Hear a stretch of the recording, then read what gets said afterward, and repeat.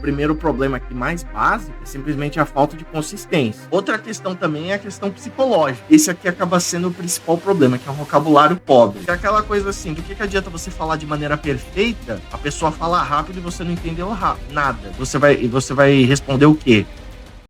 Olá a todos, sejam bem-vindos a mais um vídeo. O meu nome é Léo Ramos, eu sou professor de inglês.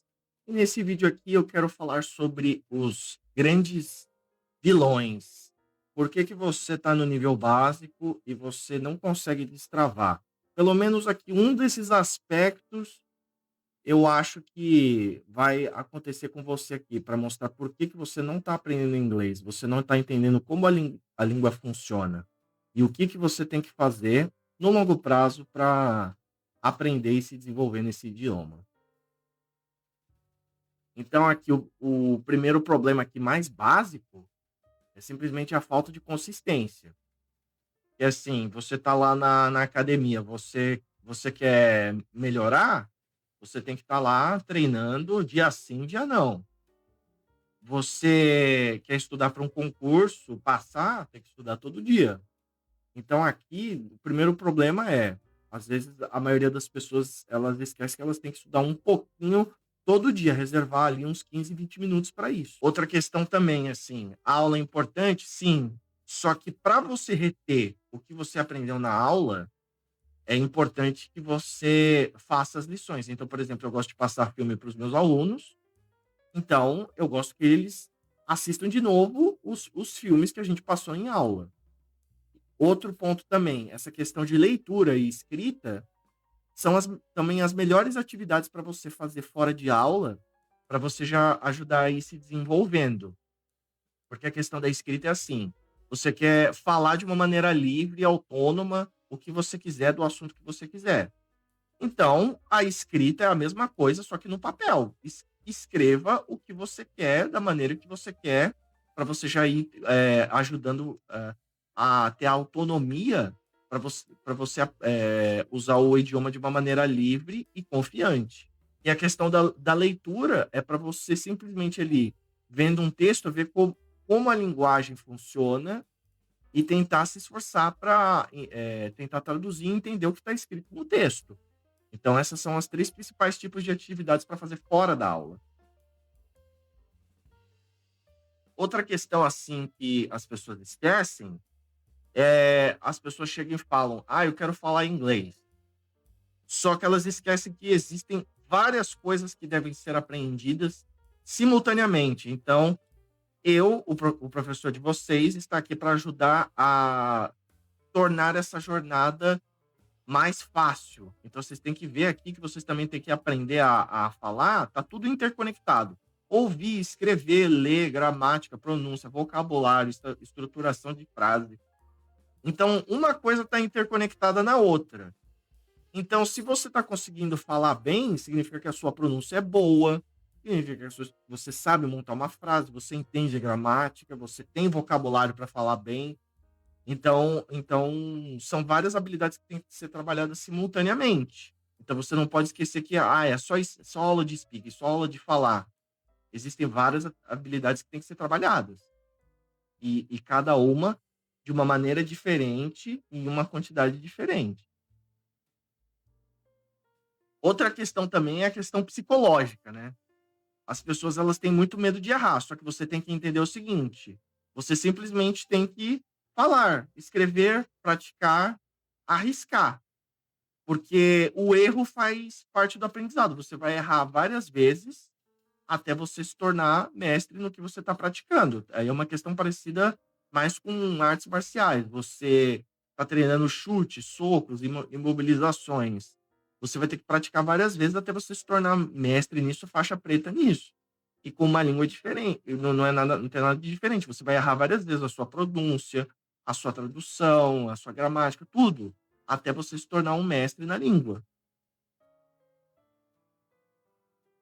Aí aqui, na minha opinião, né, os três principais problemas que afetam os alunos, né? Então, aqui uma via que prejudica as duas principais habilidades.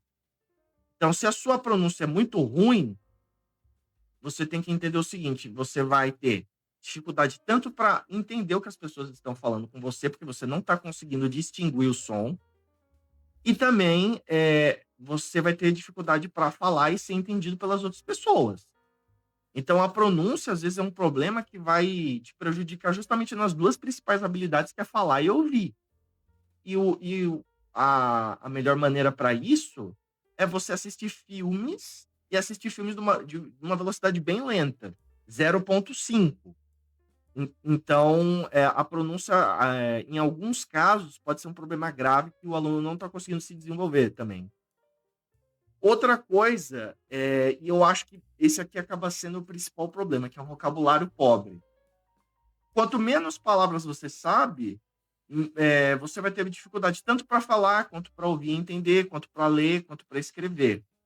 Então, você precisa entender que para você superar esse problema, você sempre tem que estar lendo e escrevendo, lendo e escrevendo. Você sempre tem que estar correndo atrás de aprender palavras novas, sempre textos diferentes, temas diferentes. E a melhor maneira para passar por cima disso é simplesmente lendo e escrevendo textos de temas dos mais variados possíveis, desde os mais fáceis aos mais complexos. E também aqui a questão, né, de escutar. Aí aqui também a lição aqui de você assistir filmes da aula e rever o filme fora da aula, isso aqui é extremamente importante. É aquela coisa assim, do que adianta você falar de maneira perfeita, a pessoa fala rápido e você não entendeu nada. Você vai responder o quê? Então, essa questão de escutar, do listening, ela é essencial. Então, aqui você tem que assistir os filmes e se você está com dificuldade para escutar, o mesmo problema da pronúncia. Você vai assistir o filme sempre na velocidade 0,5 para que você consiga processar a informação de uma maneira melhor. E aí aqui, né, as duas palavrinhas para você tem que enfiar na sua cabeça no longo prazo nessa sua jornada do inglês, que é o quê? Repetição e persistência. Então, assim, você pronunciou errado, eu vou lá, te ajudo a pronunciar certo, entendeu? Aonde que você está errando? Escreveu errado, eu vou lá, te ajudo a você escrever de uma maneira melhor. Você falou errado, eu te ensino a montar a frase de uma maneira melhor, que seja mais clara, que as pessoas vão te entender. E você tem que ter a persistência de que é uma jornada ali de 1, 2 anos para que você consiga falar inglês bem. Então, repetição e persistência é essencial. Aí aqui, outro tipo de problema que eu não vejo as pessoas falando sobre isso, né? São palavras com vários significados e pronúncias diferentes. Então aqui eu deixei um exemplo bobinho, o phrasal verb set up, só para vocês verem aqui a quantidade de traduções possíveis para uma mísera palavra. Aí aqui nos exemplos da esquerda, T-E-A-R. Aí eu botei duas palavras iguais. Por quê? Porque você pode falar tear, que é rasgar, e você também pode falar tear, que é uma lágrima. Então você vê, escreve igual, só que aí você pode falar de duas maneiras diferentes e são duas palavras diferentes. L-I-V. Você pode falar live, que é viver, ou live, que é ao vivo. Outro exemplo, a mesma coisa. Aí aqui na questão do listening, né? Você escutar. A pessoa chega e fala flour. Aí vai depender do contexto que ela está falando. Ela pode estar falando flor ou farinha. Outro exemplo igual na questão de você escutar. No ou no. Então, saber e não, você fala da maneira igual. Mesmo problema. Outra coisa também, palavras aqui completamente diferentes, que é praticamente a mesma coisa. Flee e run away. Fugir, fugir. Então, às vezes, isso também pode ser um problema. Outra aqui, like contra like. Pode ser gostar ou pode ser a palavra como. Então, a minha opinião é que no longo prazo, o aluno ele vai perceber que o grande vilão para ele aprender inglês não só ele aprender mais palavras, mas como e quando encaixar essas palavras na frase.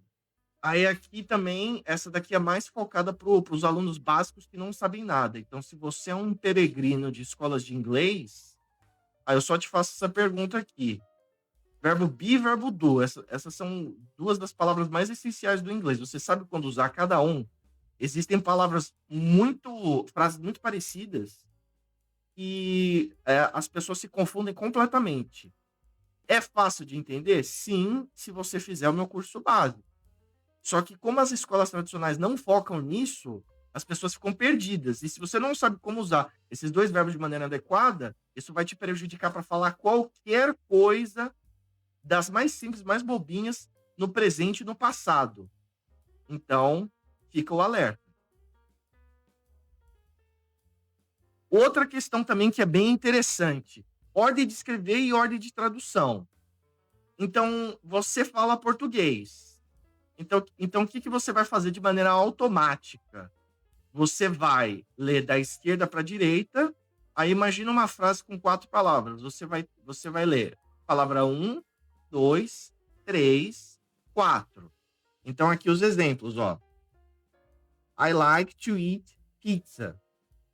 Então essa daqui, você traduzindo, vai funcionar bonitinho para você traduzir. Eu gosto de comer pizza. Uma tradução bonitinha da esquerda para a direita, na mesma maneira do português.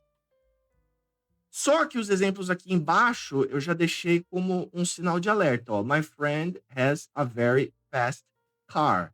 E a outra, you are a Brazilian man. Então aqui, ó.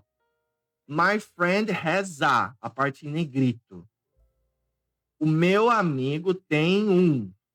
Só que aí depois você vai ter que, para traduzir isso de maneira adequada, você vai ter que ir até o final da frase e depois meio que traduzir de ré. Um carro muito rápido. Então aqui a ordem fica toda embaralhada. My friend has a. O meu amigo tem um. Aí depois você vai ter que ir lá para car para fazer a tradução mental para fazer sentido. E depois muito, aí você o very e depois o fast. Então aqui tá tudo fora de ordem nessa parte aqui da direita. Aí aqui embaixo, you are a Brazilian man, se for traduzir ao pé da letra, você é um brasileiro homem. Então você tem que ver aqui, ó, você é um homem brasileiro. Então tem que you are a, aí depois mentalmente você traduz man e depois Brazilian. Então essa questão assim, você está pré-programado com português. Você vai ler da esquerda para a direita sempre. Só que na hora que você está lá lendo um texto, às vezes, para a lógica do português, é como se a frase estivesse toda embaralhada. Então, às vezes, isso é um dos principais problemas que a pessoa tem para se desenvolver no inglês. É você pescar ali qual frase que faz sentido mentalmente para fazer uma ligação uma na outra, para você conseguir traduzir de maneira adequada, como se fosse uma coxa de retalhos. Então é isso, gente. Esses são os principais vilões do inglês. E se você gostou do vídeo, clica no like. E vejo vocês no próximo vídeo. E até mais. Tchau.